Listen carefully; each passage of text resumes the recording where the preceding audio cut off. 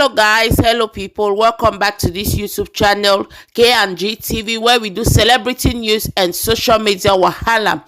Welcome to watch this video till the end. I saw it on the internet and thought it wise to bring it up for us.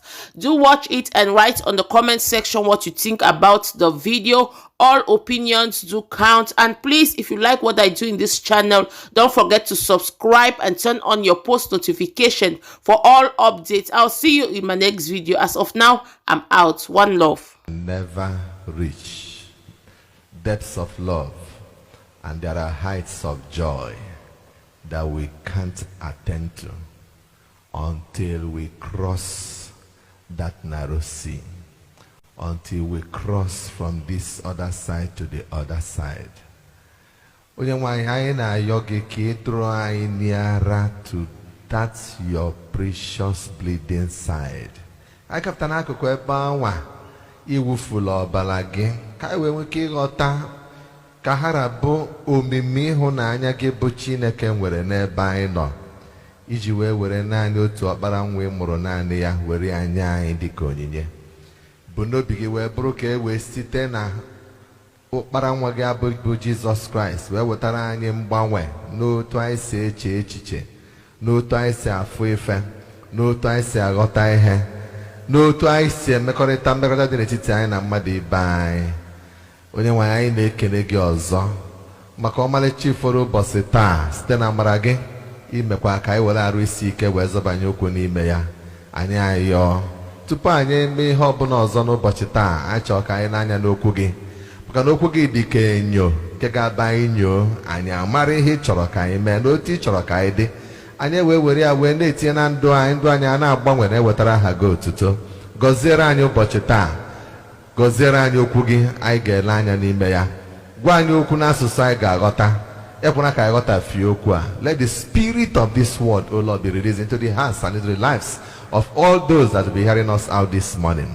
Thank you, because we know that you will do it for us. Able. Now for Jesus Christ. Amen. God bless you. 2 Samuel chapter 1. 2 Samuel chapter 1. Yesterday, I follow Otu Okerim na chọrọ n'obu good news were abịa ka ọ kọrọ David na onye iro ya anwụgo adịnọ ya nwagburu ya bụrụ n'obi na-aga enye ya preferment na-aga ọnọ ya na-aga enye ya reward. But at the end of the day, I found a news ahụ obu kama ọ ga-abụ good news to David. It was a bad news to David. And then David asked the man a very simple question. Kedu ka o si wee bụrụ na egwu atọrọ gị setịpụ aka gị igbu onye Jehova etere mmanụ? That man then will answer to that question. And so David commanded one of his servants, and that was the man who gbuo the man, and the man died, the man perished. Today, I get to verse 17. Verse 17. And David lamented with this lamentation over Saul and over Jonathan his son. Now, obluno na David neche kamadu sieche. That's like the ordinary average Christian of today. The next thing David gave me amable lamentation. If also Gemebuna, he will write a song of thanksgiving. Abu Otuto na Abu Ekene. Na this man for 13 years in Achoaria Nozara. This man for 13 years, Jima the 3,000, mobilize the 3,000. Na Achoya Kebuya. Na finally, na nyawa survive go. And na the man will go. Therefore, pray. Yeah, we praise the Lord and the testimony where dotia. If I get there, each week in a Chineke na balumbo bonyogo, Chineke mara case and apota. Eba could be David said. Obro lamentation kaina tolenaka David. We were not expecting him to start penning down the lamentation. We are expecting him as a national human being. The ode song of thanksgiving, testimony, now, where's the obstacle between him and the king? Ocheta otite mano Samuel otereya. Ocheta otu esi kpọ ya n'etiti ụmụnne ya wụsa ya mmanụ. Ocheta ka o si merie David merie Goliath. Olota na aka Chineke dịrị ya na God's presence dị in his life. Ma ọ malụ na Chineke ji aka ya wee solve all ya problem ya nwa achọrọ iji aka ya wee solve. And then obunibe Chineke enu mana not David for you. Achọrọ m ka ị na-afụ those qualities dị n'ime David Chineke ji wee nya neghara ya anya mgbe David bịa mess ya up, because I ga-emess ya gwa otu o si mess up. Ifemata na mgbe David bịa mee godi ife dịka gasị na o mere alụ dịka asị na Chineke mechiri anya ya n'alụ o mere, because enwego certain things dị n'ime obi na ndụ David that gladdened the heart of God. I wish no nwere na-aghọtaghị na-akọwa n'ụtụtụ a. O nwere ụdị obi, o nwere ụdị disposition, o nwere ụdị attitude ga-abụ inwe in life. Ọ bụrụ license for ime mmehie, mana o nwere ka isi wee dafie zọfie ụkwụ. Chineke afọ ebe ọ gbadoro ụkwụ wee na-emele gị ebere. Chukwu afọ ebe ọ gbadoro ụkwụ wee na-agbaghara gị. Because na God will look at your heart and know that this man bụ ezigbo mmadụ n'obi ya, and onye a ama dị mma iji ọkụ mmụọ. O nwere nwoke na New Testament na Acts of Apostles chapter 10. Chineke nekata this man anya otu dị mmadụ si abụ ọpụta na ego niile onwe owere na-enyere ndị mmadụ aka na-ekpe ekpere na-eme ihe niile na-eme donation n'ụlọ ụka na-eme so many things ma dị na adọrọ born again. Chineke nekata ya anya sị ka mba esi gbado this man nkịtị o mechasị ihe niile a o chekwa ọkụ mmụọ. Chukwu wee mee ka dị man lọọ nlọ na that trans o gosi esi ya jee n'obodo nwa ka ọ kpọọ nwoke a na-akpọ Peter. Dị man bịa na ọ ga-agwa gị ife ga-abụ gwara ana gị iwe nwee ike ije n'igwe. Ifụlụ ya Chukwu were aka intervene na the life of that man, just ka o make sure na o mecha ezigbote obi onwe ọmalịcha ha atụ onwe no endere up n'ọkụ mmụọ. Gee ntị, o nwee ụdị I wish no nwere na-aghọta ihe m na-ekwu n'ụtụtụ a. O nwee ụdị obi, o nwee ụdị attitude, o nwee ka ị ga-esi were ụwa Chineke na-echasịa gị anya. Chukwu ama afọ aka oge eji tụrụ gị ego n'ọkụ mmụọ ma afọ aka, and ọ ga-eme everything to see na-azọpụta gị ka ị ga na-apụ n'imechasịa ihe niile a jekwa end up ebe ndị Boko Haram na ebe ndị Fulani herdsmen end up oge na ha bụrụ the same thing. So David here began to offer a lamentation over Saul and over his son Jonathan. Verse 18. Also, he bade them teach the children of Judah the use of the bow. Behold, it is written in the book of Jasher. If I have a book of Jasher, the book of book of Jasher. For so many things, see, Adron a Bible, man, because Bible will always refer you to the book of Jasher. So, a good Bible student will always want to know gịnị dị na book of Jasher. Ijekolie ịgụọ ya ọ ga-enyekwa gị aka ịghọtawanye ihe dị na Bible. Okay, so ọ sị na-edere ihe ndị a na the book of Jasher, command ya ka akụziere ụmụ Israel. Ife anụnwa David dere ebe a bịa ife a na-akpọ the bow.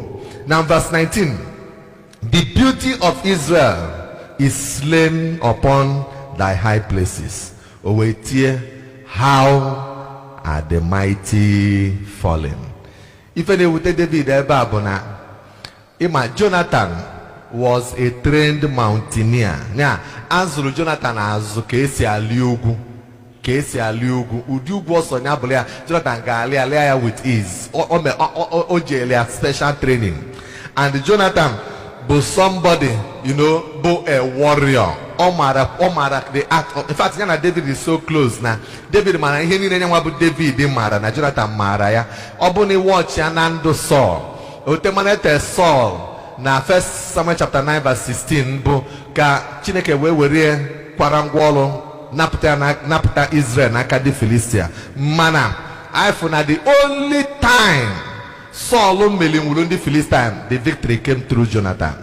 Miriam was in Aka Jonathan looked at Amoberia, say however Jeben a camp of the Philistia. So Jonathan a warrior, trained warrior, and somebody Marai Hone Mofma and David Marai of Mama. This guy brought somebody that can just die anyhow in battle.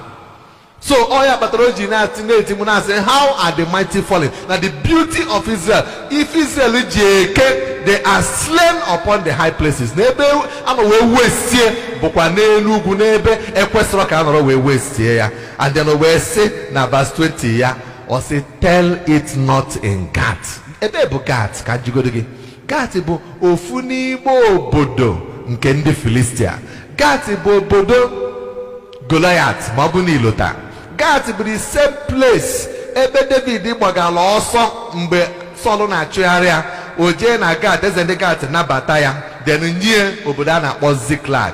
Gath bụ ndị dị suppose ịbụ arch enemies of the Israel, because of one of the cities of Philistia. So David wee sị n'ihe anụwa mere ndị Israel ụdị ọnwa na ụdị ọnọdụ anya mmiri mbeleda bịakwutere ha, si akọkwana ya na Gath, tell it not in Gath, or say publish not in the streets of Ashkelon. Ashkelon bụ a major city again na Philistia. Kedu dị n'obi David ka ọ na-ekwu ha? Ife David na-eche bụ na si ekwekwana ka ndị Philistia nụ ha. Ndị Philistia bụ their arch enemies. Ya, ndị Philistia bụ ndị ilo ha. So si na ihe anụwa mere n'Israel, si akọkwana ya na Philistia na akọ ya, or else look at that verse 8, say lest the daughters of the Philistines will do what? They will rejoice, or else the daughters of the circumcised will triumph.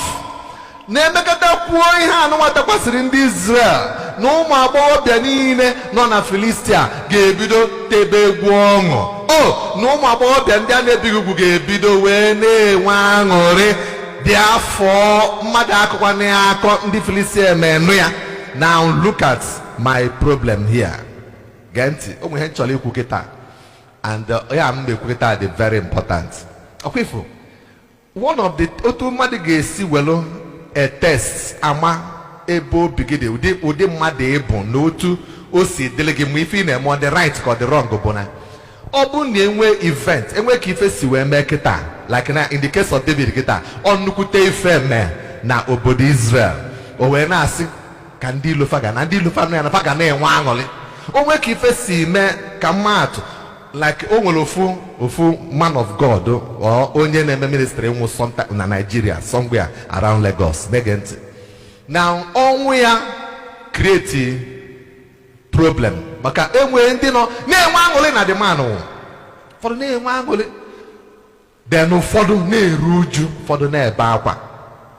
Na ine onwe gị anya ọ bụ na ndị na-enwe aṅụrị bụ ndị amoosu niile, na ndị na-atọ amoosu, na ndị witch doctor niile, na ndị niile na-eme dibịa, na ndị na-eme alụ bụ fa na-enwe aṅụrị na the man. Then gị nwere onwe gị bụ onye nke Christ esolufa wee na-enwe aṅụrị at the same time ha nwa na-enwe aṅụrị, something is wrong with you. Ka nkọwakwara gị ihe ọzọ. Na Nigeria o nwere one young boy ọ na-fight for ka ọ dịrị ndị befa mma otu o si ghọta ya, ọ na-esi ọnwụ na otu esi eme ndị befa adọrọ mma na-emegbufe mmegbu na pasherika n'obodo a. Ọ na-ekwuzi ma nke asịrị ya kwuo ma nke asịrị ya na-ekwu na now eventually wee nọ na ndị gọọmenti Nigeria jejide the man wee bulie wee kụọ ya ga wee tụnye na nga. Ndị Hausa, ndị niile biri ugwu, ndị Fulani, ifu gọvanọ fa wee na-enwe aṅụrị na-akpọ pati ala akụba na Chineke asafe ebere na onye ilefa na-ejide ha dị na-enwe aṅụrị. Then gị nwa nọ n'ala Igbo na-enwekwa aṅụrị at the same time. Gị na ndị ilo na-enwe aṅụrị, gị nwa na-enwe aṅụrị, inwe mental problem, inwe very big problem. Otu a ka esi ewe ha ntị mara ihe anụnwa na-eme ebe a. O si na bụ na ọ na election ka a na-eme, ụlọ ofe na-achị ofu obodo, nnukwute obodo nwanụ nọ n'ụwa, one of the major most powerful countries enwere in the world. Eweme election na befa, the man lose election. Ozugbo lose election, ndị terrorists niile, ndị Hamas, ndị ISIS, ndị Al-Qaeda, ndị Boko Haram na-enwe aṅụrị na-agbapati na-agbọ mmanya na aṅụrị na the man na-adịga election. Gị nwa nọrọkwa n'ebe ị nọ na-enwekwa aṅụrịkwa na the man dakwara election, inwe problem. Gịnị ifere ka ndị ilo na-aṅụrị because of an event, gị nwa sorokwa na-aṅụrịkwa because of that same event a. you have a problem. Cure ed. Otu ka esi enene heart mmadụ. Otu ka esi enene. Look at David ebe a. Ife niile na-agbakasị arụ bụ na ndị ilo ga-enwe aṅụrị because of ife dakwasịrị ụmụ Israel. Ịchọ ka ịma ebe ikwu n'obi gị. Ọ bụ na ndị ilo ife mekịta ndị niile kpọrọ Jizọs asị, ndị niile heti like na election a na-ekwu kịta ka emenya bụ election the man daa ịbịa n'Israel dịka ebe a na-eruju ndị Israel covenant children of God ha na-ebe akwa na-eti n'ofu onye ha hopụrụ aka enyelefe aka wee nụnwe ọgụ ndị na-achị ikpochapụfa na-ewepụ onye a ndị Israel na-eruju ndị bụ ụmụ Chineke na-eruju gị nwa na-enwe aṅụrị.